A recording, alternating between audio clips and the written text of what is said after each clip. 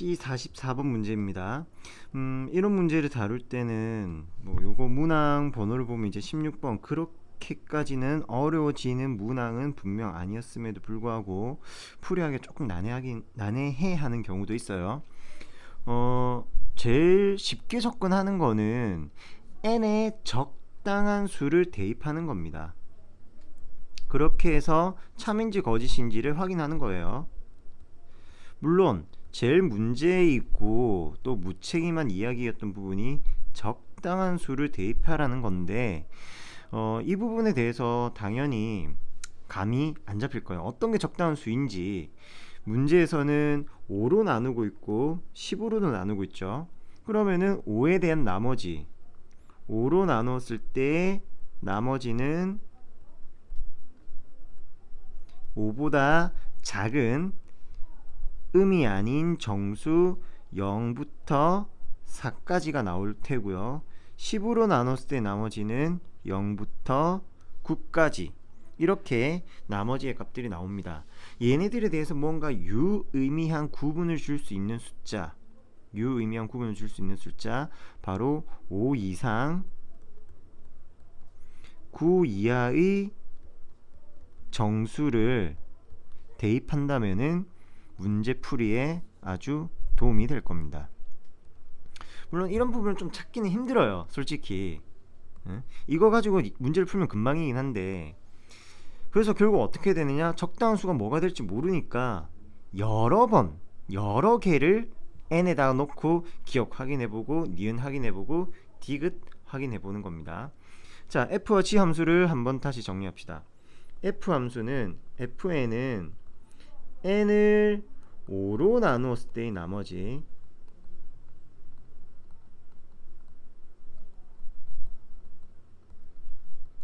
gn은 n을 10으로 나누었을 때 10으로 나눴을 때의 나머지고요.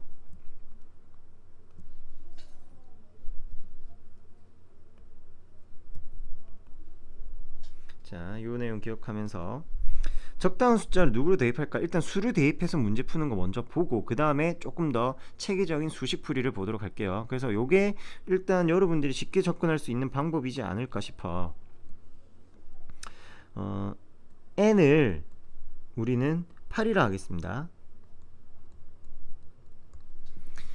이런 숫자를 대입하는 문제 풀이의 장점은 내가 잡은 얘가 이 n = 8이라는 것이 발레가 된다면은 그 주어진 명제가 거짓임을 쉽게 확인할 수 있는 거고, 단점은 명제가 참일 때는 발레가 존재하지 않는 거니까 내가 넣은 숫자도 참일 거예요. 다른 숫자를 넣어도 또 참이고, 그러면 엄청난 고민에 빠지게 되는 거죠. 아, 이건 언제까지 참이지? 자, 하나의 가이드를 준다면은 내가 적당한 숫자, 적당한 함수, 적당한 관계를 한 3번, 4번 정도 고민해보고 참 거짓을 따졌는데도 계속 참이다, 3, 4번이나 시도했는데도 참이다, 그러면은 내 수준으로는, 내 현재 상황에서, 내 컨디션으로는 이 주어진 명제가 거짓일 때 발레를 찾아낼 수는 없는 겁니다. 발레가 있든 없든 떠나서 내가 지금 발레를 제시하지 못하는 거예요. 그러면 스트레스 받지 말고 시간 낭비하지 말고 참이라고 체크하고 넘어갑시다. 오케이?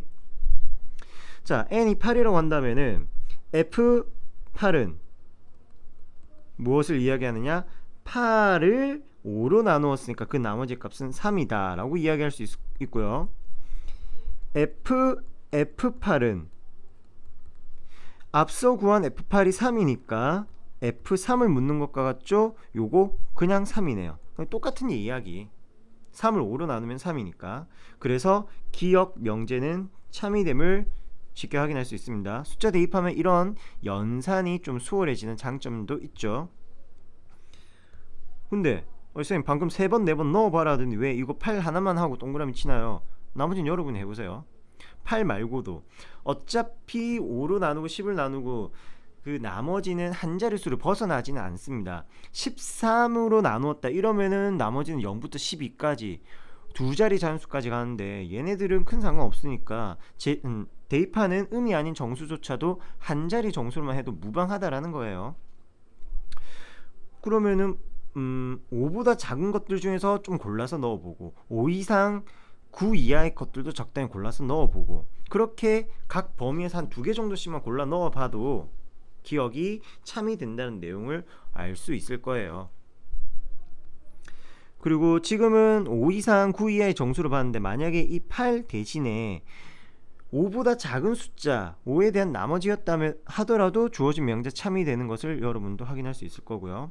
두 번째, F8은 3일 때 다시 G8을 한번 구해보고요. G8은 8을 너 왜 이래? 여기 10으로 나누는 거죠. 8을 10으로 나누니까 그 나머지 값은 8입니다. 자, F8은 3이었는데 이 3이라는 값을 G에다가 대입을 하죠. 합성을 시켰죠. 그럼 G 함수의 의미는 3을 10으로 나누었을 때 나머지를 찾아라. 그 값은 3이니까 둘이 서로 사마띠 아니하다. 발레 하나 나왔으니까 더 이상 찾아볼 것도 없이 얘는 거짓. 마지막 디귿. Gn은 다시 G8의 값은 8이고요. G8은 8이고요.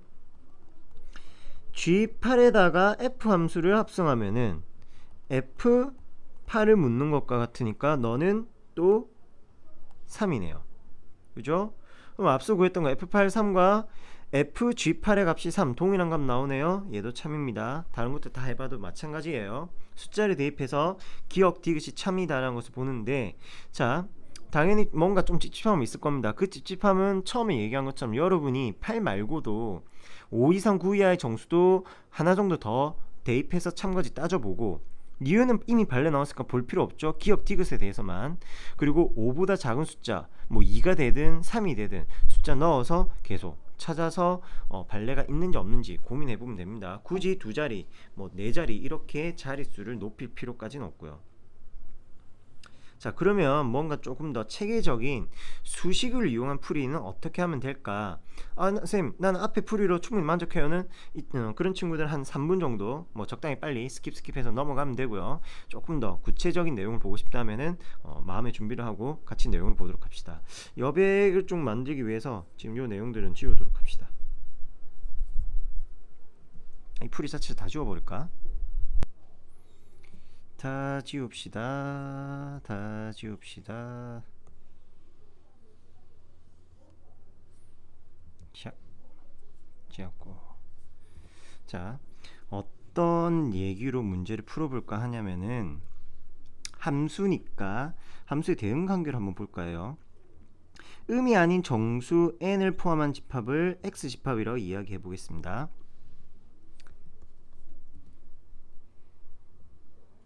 음이 아닌 정수의 집합 라지 x 집합이고요. 이 라지 x 집합에서 함수 f로 대응이 한번 될 거고, 라지 x 집합에서 함수 g의 대응이 있을 거예요. 그러면은 나머지의 집합들이 나오는데, 나머지 집합 여기는 f 함수로 했으니까 그럼 우리 요거 좀 매칭이 되게 라지 f라고 한번 이야기합시다. 그럼 여기는 라지 g 함수라고 이야기하면 되겠네요.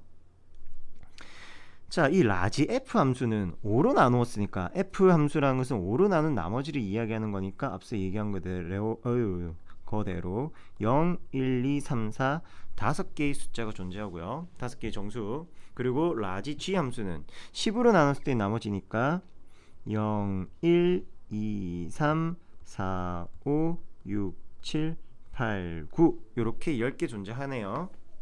뭐 크게 어려운 내용 없죠 아직까지. 자, 그러면은 어떤 케이스 바이 케이스 좀 고려를 해보는데, 먼저 니은 명제가 거짓이었던 거 앞서 확인했죠. 자, 왜 거짓이 될 수 있느냐? 항상 거짓이란 것도 아니고 거짓이 되는 경우가 있는 겁니다. 그런 거짓이 되는 경우를 우리는 두 글자로 발레를 하죠. 그 발레가 존재할 수 있는 가능성은 봅시다. gn이라는 함수, g에 대응된 함수의 대응값으로 예를 들어 이런 6이라는 게 나올 수가 있죠. 앞서 했던 거대로 한번 연결해 볼까? 다시 어떠한 자연수로부터 8이라는 게 나올 수 있을 겁니다. 함수에 대응된 값으로 8이라는 게 나올 수도 있죠. 왜 이래? 이러십니까? 10으로 나눴을 때 나머지가 8이 되는 거는 뭐 자연수 8도 있고 18도 있고 28도 있고 38도 있고 그렇게 10의 자리, 100의 자리, 10의 자리 이상의 자리 숫자들만 점점 더 올리면 되는 거니까 뭐 그냥 간단하게 앞서서는 예를 8로 들었던 거고요. 자, 어떤 것들이 반례가 될 수 있냐면은 지금 F와 G라는 두 치역 집합에서의 차이점, 바로 얘네들, 이 5개의 숫자들 5, 6, 7, 8, 9 5보다 크거나 같은 이 정수들이 F 집합에는 없잖아요. 그러면은 X 집합에 속하는 것들 중에 너는 그쪽으로 가는 거 아니야, 이렇게 집합에 속하지 않는 숫자로 나가는 게 존재한다면은, 집합에 속하지 않는 함수로 존재하는 게 나온다면은 잠깐, 이러면 함수가 정의가 안 되죠. 말을 잘못했습니다. 자, G 함수 대응 관계에서 보니까 F와는 다른 부분의 함수로 대응이 되고 있대요. 다른 부분의 함수, F에 없는 원수로 대응이 되는 관계에 있습니다.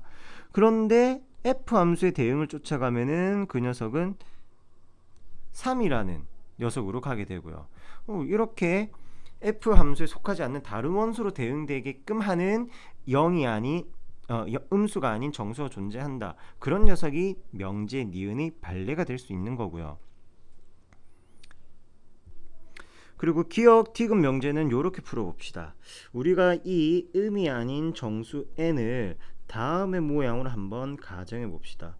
n은 5p 더하기 r이라는 모양으로 이야기를 하죠. 여기서 말한 p라는 것은 음이 아닌 정수,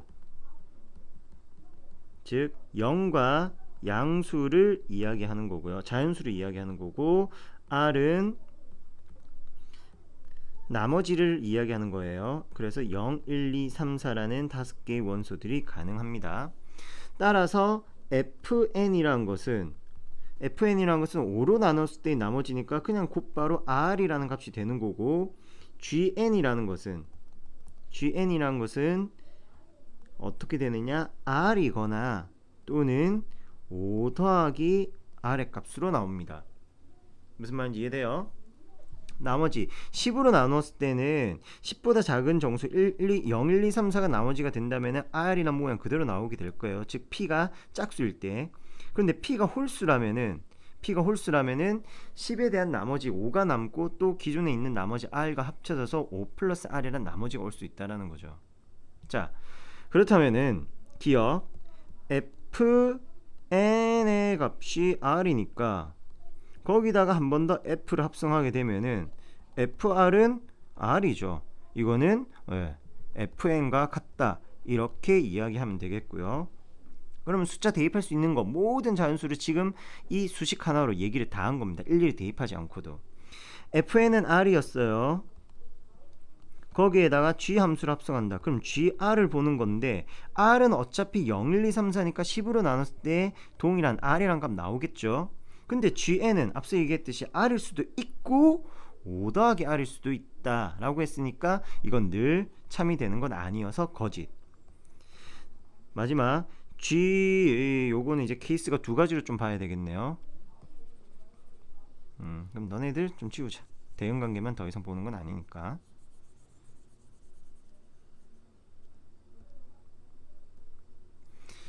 자, 디귿에서는 첫 번째 케이스, gn의 값이 r인 경우에, gn이 r인 경우에 f 대응관계를 따지면은 어떻습니까?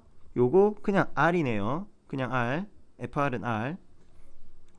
그리고 and 비교해야 되니까 fn은 앞서 이야기한 대로 r. 그래서 둘이 동일하니까 일단 gn의 값이 r인 경우에는 참 나왔어요. 그러면 gn의 값이 r이 아니라 만약에 5 더하기 r이라면은 그때 f 함수에 대응된 값은 어떻게 될까? 5 더하기 r, r은 0, 1, 2, 3, 4, 거기에다 5를 더하고 5로 나눈다? 그럼 어차피 5라는 것은 5에 대해서 나누어 떨어지니까 이 나머지 값도 r이라고요. fn은 언제나 r이고요. 그래서 gn의 값이 r이 되든지 5 플러스 r이 되든지 어떤 경우가 되든 거기에다가 f 함수를 한 번 더 합성한 결과는 동일한 r이라는 나머지가 나와서 명제가 참이다. 이렇게 볼 수 있습니다. 자, 굳이 두 번째 한 것처럼 이렇게 체계적으로 풀 필요 없어요. 대부분 이거 참일까 거짓일까? 이런 경우에 참일 것 같아, 저런 경우에 거짓일 것 같아 라는 방식으로 접근합니다. 이러한 교과서적인 풀이를 여러분들이 꼭 익히고 연습하고 할 필요까지는 없지만, 그래도 문제를 이렇게도 풀 수 있구나, 숫자를 일일이 하나하나 다 대입하지 않고 이런 관계를 볼 수 있구나, 그런 부분에 좀 감동, 감흥, 생각 이런 것 좀 해주시고요. 그리고 요러한 풀이 과정을 설정할 수 있는 소위 통찰력이 키워져야 최초 이야기했던 적당한 수를 잘 대입할 수 있게 되는 겁니다. 어느 정도의 통찰력도 키우셔야 되는 거예요. 그래서 맞춤 문제도 애매하고 자신 없게 맞췄다? 무조건 풀이 참고하세요. 무조건 물어보러 다니고, 내가 나만의 방식대로 풀었다면은 정석적인 방법 또는 제3의 풀이는 어떠한가에 대해서 늘 고민하셔야 됩니다. 첫 문제인데 너무 많이 시간 뺏겼네요. 두 번째 문제부터는 약간 속도를 올려볼까 하는데 이것도 쉬운 거 아니야. 왜 하필 이런 것들만 못 와가지고. 자, 이런 식으로 좀 어려운 문제들 먼저 미리 수업 전에 따로 풀이를 하는 거니까요. 내용 맞춰서 한번 보도록 하고요. 문제에서 이야기하기를 1차 함수 fx라고 했습니다. 그래서 fx를 1차기 때문에 사실 복잡하게 생각할 거 없이 이처럼 함수의 식을 구현해 줄 필요가 있어요. a의 값은 0이 아닐 테고, 그렇다면은 이런 1차 함수 fx의 역함수 f 인버스, 즉 gx는 역함수 구하는 계산 방법 x와 y를 서로 바꾸고 새로운 y에 대한 식정리, 그렇다면은 a분의 1x 마이너스 a분의 b 이런 모양 만들 수 있을 거고요. a가 0이 아니니까 분모로 들어간 거 문제 없겠죠. 자, 이때 여기서 적읍시다. f2x 더하기 3이라면은 기존에 있던 fx 함수 ax 더하기 b에서 x 대신에 2x 더하기 3을 적어주시면 되는 겁니다. 2ax 더하기 3a 더하기 b라고 나오네요. 이 친구의 역함수를 찾으랍니다. 이것의 역함수는 y 꼴 이것의 역함수는 역함수 계산 방식, 계산 공식 과정에 따라서 x, y 서로 바꿔줬고 이항하고 이 ay는 x-3a-b 그리고 y의 개수로 나눠주고, 그러면은 최종 결과 땅땅땅 y는 2a분의 1x 빼기 2a분의 얘네들을 묶으면은 플러스니까 3a 플러스 b. 다시 교통정리 조금 합시다. 2a분의 1x 마이너스 2분의 3 빼기 2a분의 b. 네, 요렇게까지 나와요. 자, 이거는 지금 뭘 한 거냐면은 f2x 더하기 3이라는 함수의 역함수를 이야기해 본 겁니다. 근데 문제에서는 그 역함수를 g로 나타내라고 합니다. g 함수는 앞서 본 것처럼 요렇게 생긴 거예요. 요렇게. 그럼 너는 다시 이건 표현한다면은 a분의 1이랑 공통인수로 묶었을 때 x-b다 라고 이야기할 수 있죠. x-b.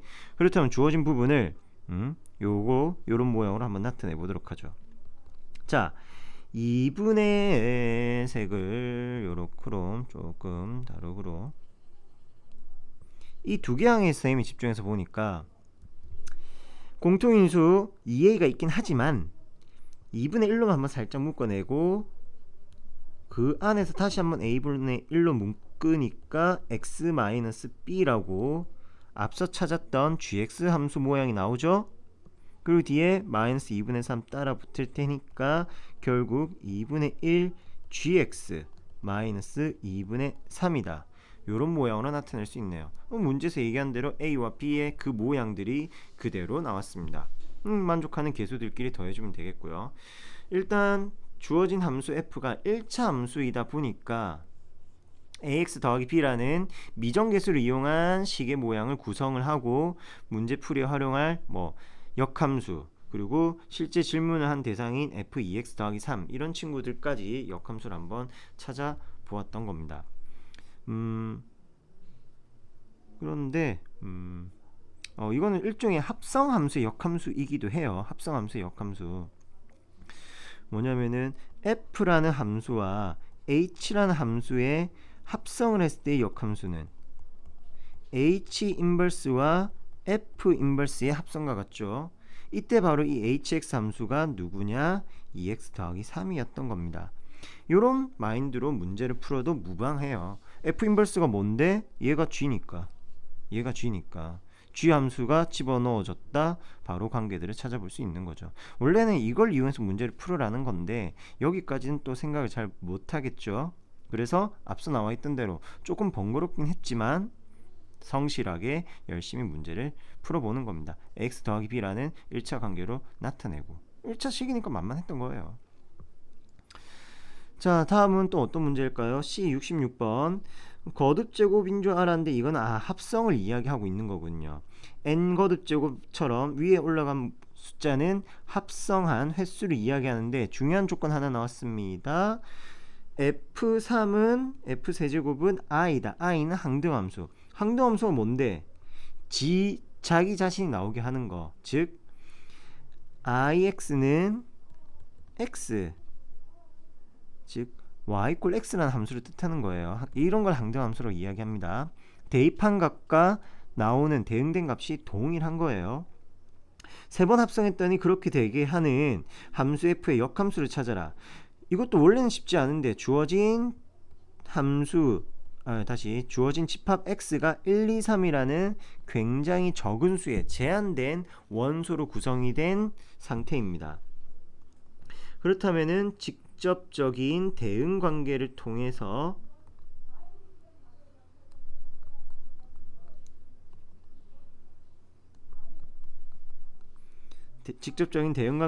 항등함수를 만들어 줄 텐데요. f1은 3으로 간다는 조건이 따라 붙어 있네요. 너무 고맙게도 하나 알려줬네요. f1은 3으로 일단 보내놓고 항등함수가 되게끔 만들어 보도록 합시다. 다시 3개 합성하면 항등함수가 되니까 하나 더 그려야 되겠네요.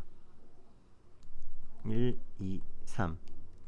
그래야지만 각각 f함수, f함수, f함수 3개에 대한 함수 f함수 3개에 대한 합성을 할 수가 있겠죠. 자, 그러면은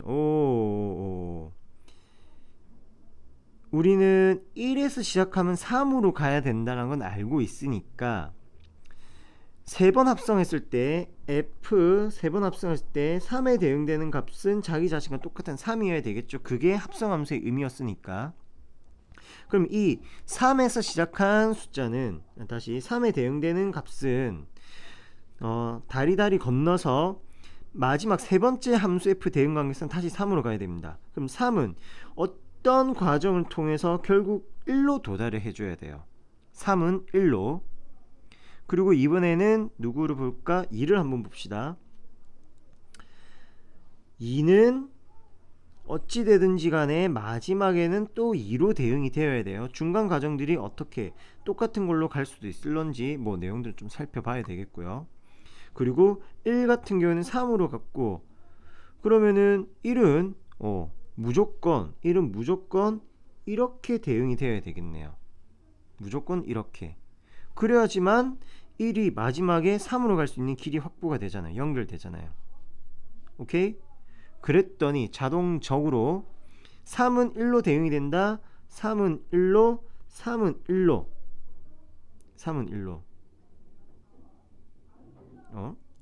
잠깐, 뭐시 이상해. 자, 다시 이렇게 봅시다. 1이 3으로 가는 관계로 처음에 잘못되어 있는 걸 쌤이 맞다고 우기고 있었네요. 쌤이 실수했습니다. 요거 얘네들 좀 지우고 3은 가는 거 아니니까 좀 지우고. 자, 다시 돌아와서 어떻게 해야 되느냐.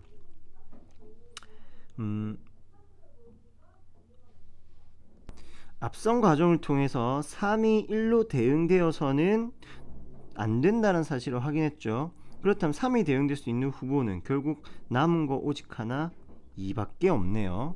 3이 2로 간답니다. 3이 2로 간답니다. 그러면은 2에서 출발한 것이 2로 도달해야 되니까 가능한 경로가 2의 값이 1로 가면 되겠네요. 2의 값이 1로. 그러면 2가 1로 갔다가 3 거쳐서 2로 갈 수 있게 되겠고요.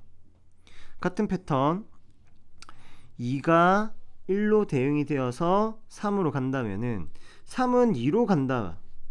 이런 관계 성립하겠죠. 자, 이렇게 합성 함수의 관계들을 찾아낼 수 있습니다. 그렇다면은 G 10제곱이라고 합시다. 그냥 제곱이라고 편하게 부릅시다. 그러니까 10개의 함수를 합성한 건데 f의 역함수래요. G는 f의 역함수. 역함수라 하더라도 거꾸로 1을 거꾸로 거슬러 올라가면 원래 출발한 대로 가고요. 2도 거슬러 가면 2, 3도 거슬러 가면은 역시입니다. 즉 우리는 g 세제곱 x 역시 항등함수가 됨을 알고 있으니까 10번을 합성했다는 말은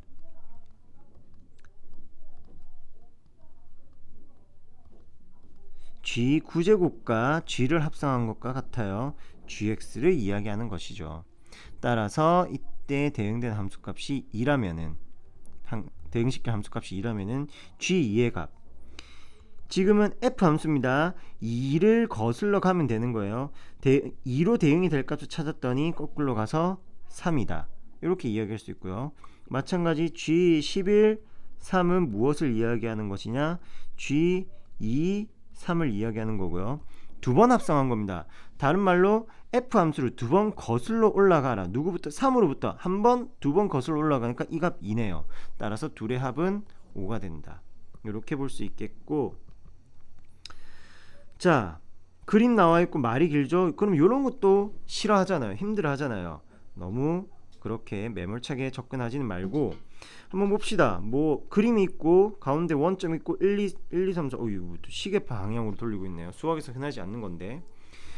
자, 시계 방향으로 90도 회전시키면 1은 2의 위치로, 2은 3의 위치로, 3은 4의 위치로, 이렇게 옆으로 한 칸 한 칸씩 가고 결국 4는 1로 가게 된다.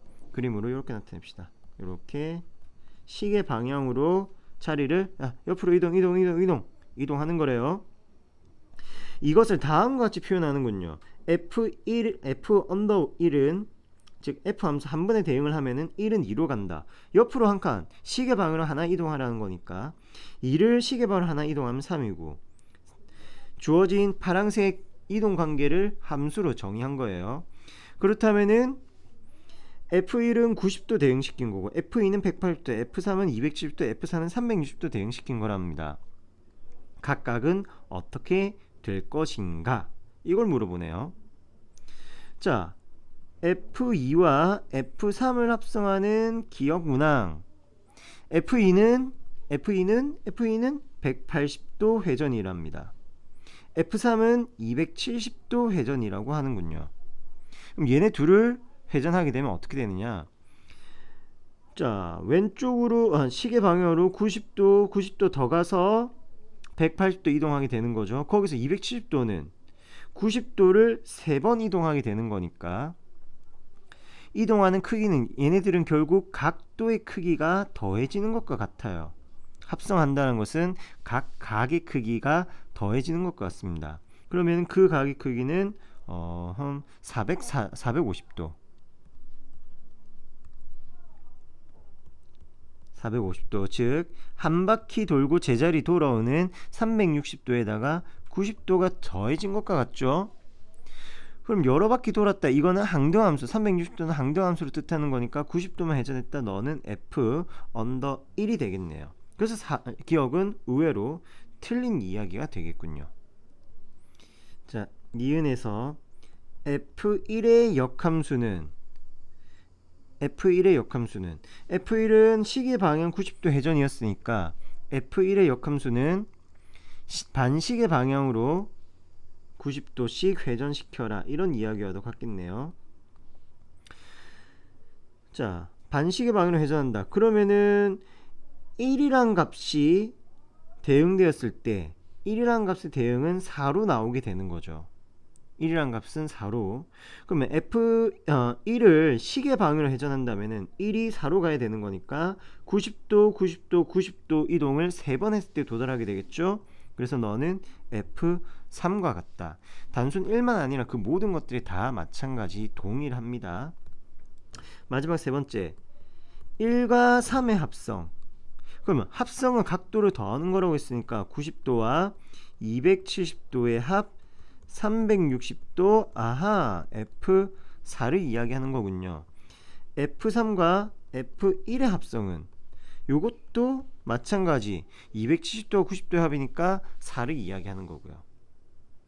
따라서 니은과 디귿 요 두 개의 것들이 참이 되는 그런 문제가 되겠군요.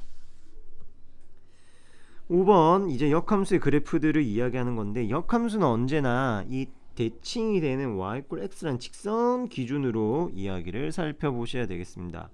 gx라는 함수가 있고요. fx 꺾은 선 그래프라고 이야기도 해볼까요? fx 꺾여가는 그런 그래프 모양이 있습니다. 자, 0보다 크거나 같은 범위에서 정의되어 있는 fg라는 두 함수입니다. 문제에서 묻기를 g 인버스 fc를 찾으세요 라고 하는군요. g 인버스 fc. 그러면 첫 번째 fc는 얼마? fc f 함수에서 c에 대응되는 함수값은 여기로 간답니다. 색깔 마음에 안 드는군요. c에 대응되는 함수의 값은 이곳으로 간답니다. 먼저 이동하는 패턴이 C에서 올라갔다 그래프랑 만나는 점에서 왼쪽으로 꺾어 가는 거예요. 이게 1번 흐름, 요게 1번. 그러면은 이 y 값이 C에 대응되는 FC의 값 함수 y 값이 얼마인지 모르잖아요. 그걸 찾아볼 수 있는 방법은 직선 y = x에 대한 대칭 두 번째 요렇게 내려가는 거고요. 그래서 FC의 값이 B가 된다는 사실을 확인했습니다. y = x라는 직선을 이렇게 이용하는 거예요. 그럼 이번에는 합성이니까 두 번째. 그렇다면 g 인버스 b는 어떻게 될 것인가? g 인버스 b의 값이 무언가 되겠죠. 모르니까 일단 그거 t라고 합시다. 자, g 인버스는 함수 g의 역함수를 이야기하는 거니까 주어진 식은 gt가 b가 된다는 말로도 바꿔볼 수 있겠고요. 그럼 g 함수에서 이 무리함수처럼 꺾여 있는 그래프에서 언제 함수값이 b로 대응이 될 수 있는가를 살펴보죠. 그럼 먼저 함수의 값이 b로 나오는 지점을 찾아야 되니까 함수값 b를 찾읍시다. y = x를 이용한다면은 b라는 것을 y축에 나타낸다. 그럼 여기가 b가 되는군요. 자, b라는 함수값이 나오게 하는 그러한 x는 누구냐? 거꾸로 내려가니까 색깔 안 보이네요. b라는 함수값이 나오게끔 대응시키는 x는 누구냐 하고 봤더니 그 값이 a더라. 그래서 t가 아니라 알고 보면 이 값은 a다. 그렇게 대응되는 관계를 살펴볼 수 있습니다.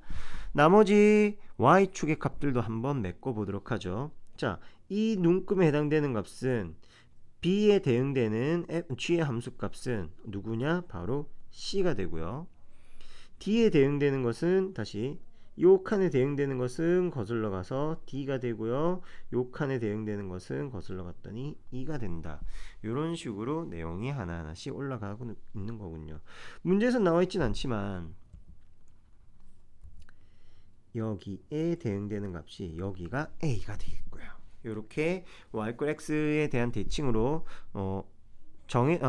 정보를 알려주지 않는 축의 정보 눈금들도 확인해 볼 수가 있겠습니다. 자, 합성함수에 대한 문제 계속 이어지고 있고요. fx가 0이 되는 걸 찾으러 갑니다. 2차 함수 요거 만족하는 거 굳이 찾을 필요까지는 없어요. 해도 되긴 하지만 너무 귀찮게는. 자, 요렇게 한번 풀어볼 거예요. fx가 0이라고 했으니까 f라는 함수에서 과연 얼마일 때, 이 정역의 값이 얼마일 때 대응되는 함수의 값이 0이 되는가, 그걸 이야기해 봅시다. f 함수에서 얼마일 때 함수값이 0이다? 그림에서 보는 것처럼 여기가 마이너스 2이거나 또는 1이거나 둘 중 하나면 된대요. 근데 문제에서는 이 안에가 x가 아니라 fx였답니다. fx. 자, 그래서 첫 번째 경우, 두 번째 경우, 첫 번째 fx가 마이너스 2가 되는 경우가 있다면은 그건 언제냐? 바로 이 꼭지점을 이야기하는군요. 이것을 만족하는 x의 값은 마이너스 2분의 1이고요. 두 번째 fx의 값이 1이 되는 경우가 있니? 라고 물어보는데 있겠죠. 여기를 1이라고 이야기한다면 있겠죠. 너 알파 땅땅땅 너 베타 있네요. 그러면 만족하는 x의 값은 정확한 눈금은 아직 모르지만 알파와 베타. 그런데 세 실근의 합을 물어봤습니다. 마이너스 2분의 1과 알파와 베타 이 세 친구들을 다 더해줘야 될 겁니다. 그러면 알파 베타 찾아야 되느냐? 아니죠. 2차 함수의 그래프적인 특징을 이용하자고요. 마이너스 2분의 1이라는 직선을 기준으로 좌우 대칭의 함수입니다. 동일한 간격 떨어져 있는 거예요. 요 1을 간격 표현하는 걸로 바꿔봤습니다. 재활용했어요. 그럼 떨어진 거리가 같으니까 알파와 베타라는 것은 알파는 마이너스 2분의 1을 기준으로 어떤 일정한 거리 거리 얼마인지 모르니까 t라고 합시다. t만큼 뒤로 갔으니까 빼기 해주면 되고요. 베타는 마이너스 2분의 1이라는 값을 기준으로 t만큼 앞으로 갔으니까 더해주면 되고, 그래서 알파와 베타 합은 얼마? 마이너스 1이 되네요. 또 다른 그는 x는 마이너스 2분의 1이었으니까 셋이 합했다 마이너스 2분의 3. 이렇게 정답을 이야기할 수 있겠고요. 뭐 그렇습니다. 중간에 다른 질문이 있어가지고 수업 흐름이 잠깐 끊겼는데 79번 문제 이어가 보도록 할게요. fn이라는 함수가 다음 관계를 만족한답니다. 이제 이런 조금 불확실한 정확한 수식이 나와 있지 않은 함수는 주어진 관계에 따라서 대응되는 규칙들을 조금씩 찾아가야 되는 어려운 그런 문제 유형이 되는 거예요. 정확한 함수식을 구하는 게 아니라 자연수니까 각 자연수에 대한 대응 관계를 살펴보는 거고, 자 이렇게 끊어서 보니 왼쪽에서는 2n 짝수 2n 더하기 1 홀수, 또 홀적으로 무언가 이야기를 나누고 있구나, 이런 생각 이어가 주셔야 되겠습니다. 1부터 128이란 범위 사이에서 가지는 최대값, 그리고 언제 최대값을 가지느냐, 그런 대응의 관계들을 살펴보라고 하는군요. 아무래도 30번 문제이다 보니까 지레에 겁먹는 게 좀 당연할 거예요.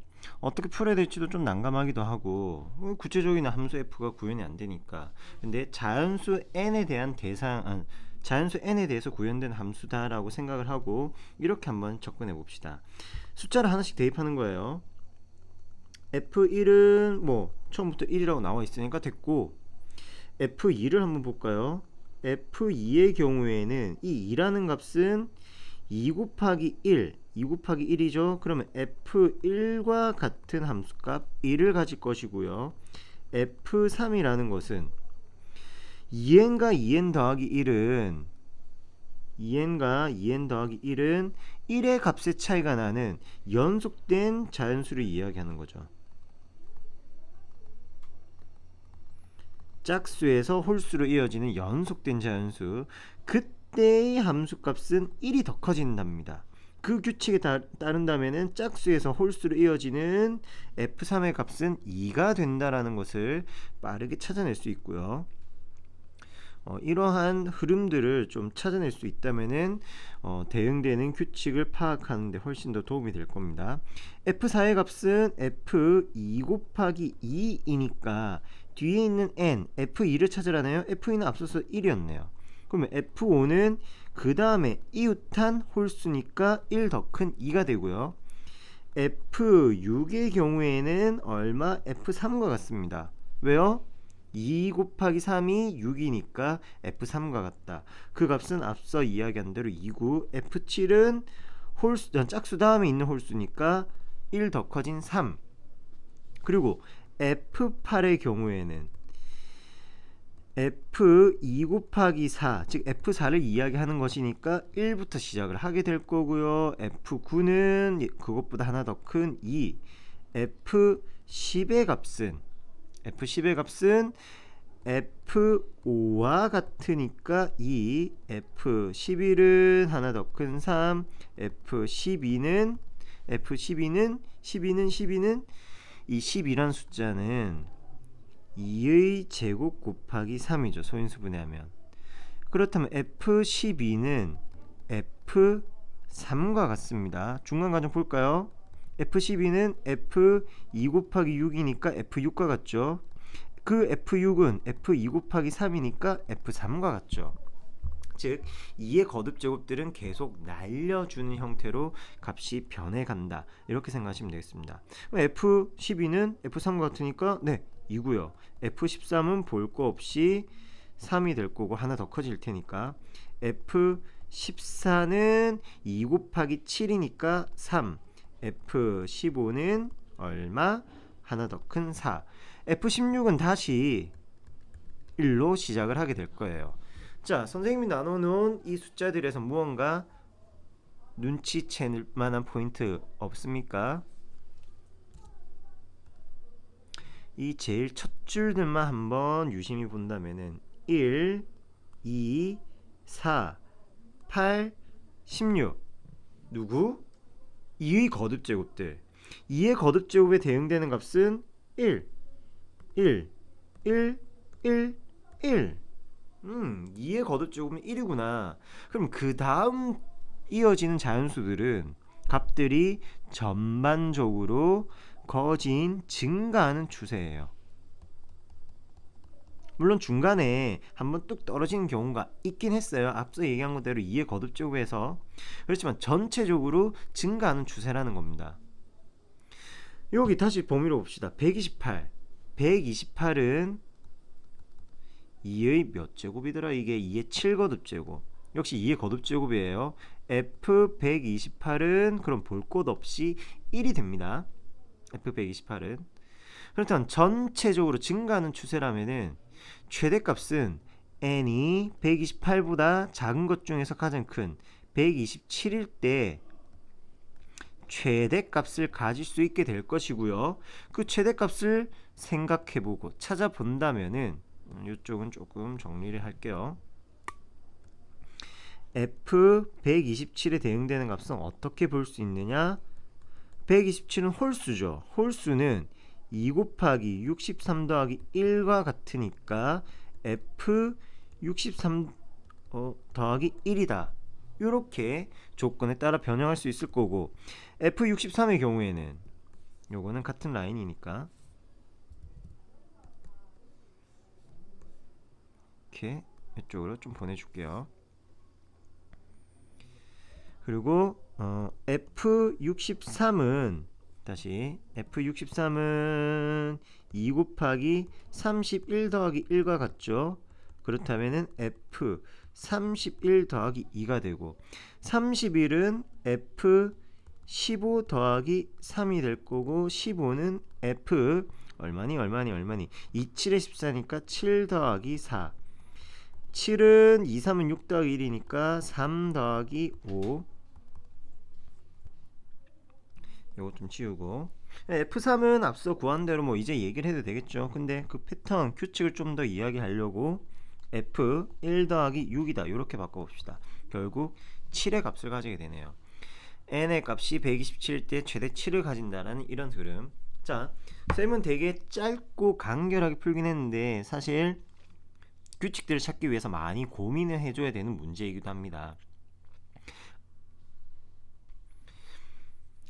여기까지 하고요. 나머지 문제들은 또 수업 시간에 마저 더 풀이해 보도록 합시다.